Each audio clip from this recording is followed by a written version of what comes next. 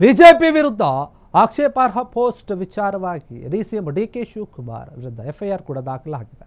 FIR ತಡೆ ನೀಡುವಂತೆ high court ಮೊರೆ ಹೋಗಿದ್ದಾರೆ.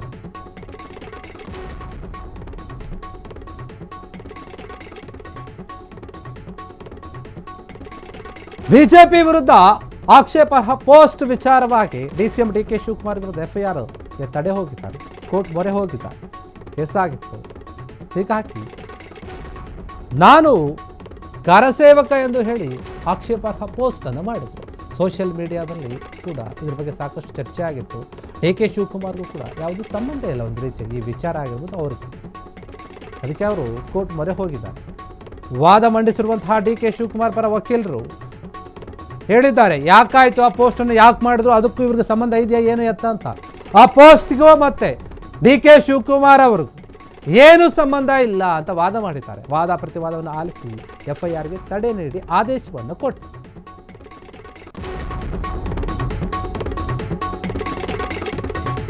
ಬಿಜೆಪಿ ವಿರುದ್ಧ ಒಂದು ಆಕ್ಷೇಪಾರ್ಹವಾದಂತಹ ಒಂದು ಪೋಸ್ಟ್ ಕೇಳಿ ಬಂದಿತ್ತು. ಹಾಕಿದ್ರು ಪೋಸ್ಟನ್ನು.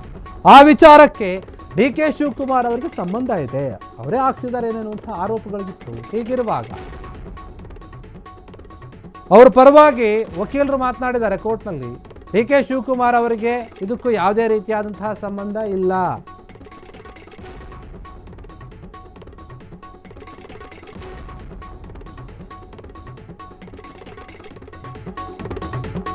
ಎಫ್ಐಆರ್ಗೆ ತಡೆ ನೀಡಿದೆ ಹೈಕೋರ್ಟ್.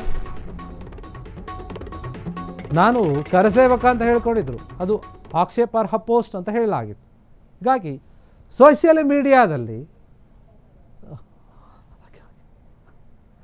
ಭಾರಿ ಚರ್ಚೆಗೆ ಕೂಡ ಕಾರಣವಾಗಿತ್ತು.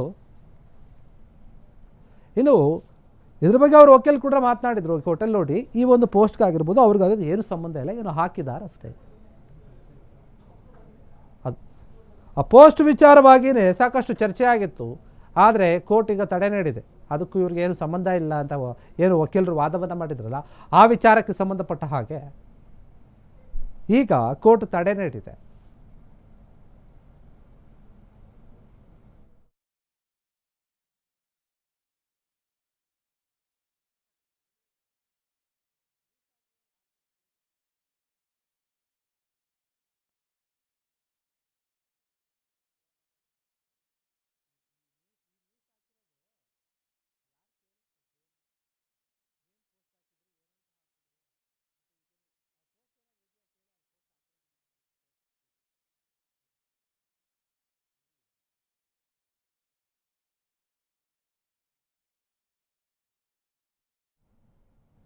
ಡಿ ಕೆ ಶಿವಕುಮಾರ್ ಅವ್ರ ಮೇಲೆ ಒಂದು ಆರೋಪ ಇತ್ತು, ಆಕ್ಷೇಪಾರ್ಹವಾದಂಥ ಒಂದು ಪೋಸ್ಟನ್ನು ಮಾಡಿದ್ರು ಅಂತ ಹೇಳಿ.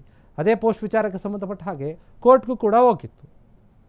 ಅವ್ರ ವಿರುದ್ಧ ಏನಿತ್ತಲ್ಲ ಎಫ್ಐಆರು, ಆ ಎಫ್ಐಆರ್ಗೆ ಈಗ ಸ್ಟೇ ಸಿಕ್ಕಿದೆ. ಕೋರ್ಟ್ ಆದೇಶವನ್ನು ಹೊರಡಿಸಿದೆ. ಎಫ್ಐಆರ್ಗೆ ತಡೆ ನೀಡಿ ಅಂತ ಹೇಳಿ ಹೈಕೋರ್ಟ್ ಮೊರೆ ಹೋಗಿರ್ತಾರೆ. ಡಿ ಕೆ ಶಿವಕುಮಾರ್ ಅವರ ಪರ ವಕೀಲರು ಏನಿರ್ತಾರೆ ಅವ್ರ ವಾದವನ್ನು ಕೂಡ ಮಂಡಿಸಿರ್ತಾರೆ. ಈ ಪೋಸ್ಟ್ಗೂ ಕೂಡ ಅದರಲ್ಲಿ ಬರೆದಿರುವಂಥ ವಿಚಾರಕ್ಕೂ ಕೂಡ ಯಾವುದಕ್ಕೂ ಕೂಡ ಡಿ ಕೆ ಶಿವಕುಮಾರ್ ಅವ್ರಿಗೆ ಸಂಬಂಧ ಇಲ್ಲ, ಕೂಡಲೇ ನೀವು ಸ್ಟೇಯನ್ನು ನೀಡಬೇಕು ಅಂತ ಹೇಳಿ ವಾದವನ್ನು ಮಾಡಿರ್ತಾರೆ. ವಾದ ಮತ್ತು ಪ್ರತಿವಾದವನ್ನು ಆಲಿಸಿದಂತಹ ಕೋರ್ಟು ಡಿ ಕೆ ಶಿವಕುಮಾರ್ ಪರವಾಗಿಯೇ ಆದೇಶವನ್ನು ಕೊಟ್ಟಿದೆ. ಎಫ್ಐಆರ್ಗೆ ತಡೆಯನ್ನು ನೀಡಿರುವಂಥದ್ದು. ಕ್ಷಣ ಕ್ಷಣದ ಸುದ್ದಿಗಳಿಗಾಗಿ ಫ್ರೀಡಂ ಟಿವಿ ಸಬ್ಸ್ಕ್ರೈಬ್ ಮಾಡಿ, ಲೈಕ್ ಮಾಡಿ ಹಾಗೂ ಫಾಲೋ ಮಾಡಿ. ಹೊಸ ಸುದ್ದಿಗಳ ನೋಟಿಫಿಕೇಶನ್ಗಾಗಿ ಬೆಲ್ ಐಕಾನ್ ಮೇಲೆ ಕ್ಲಿಕ್ ಮಾಡಿ.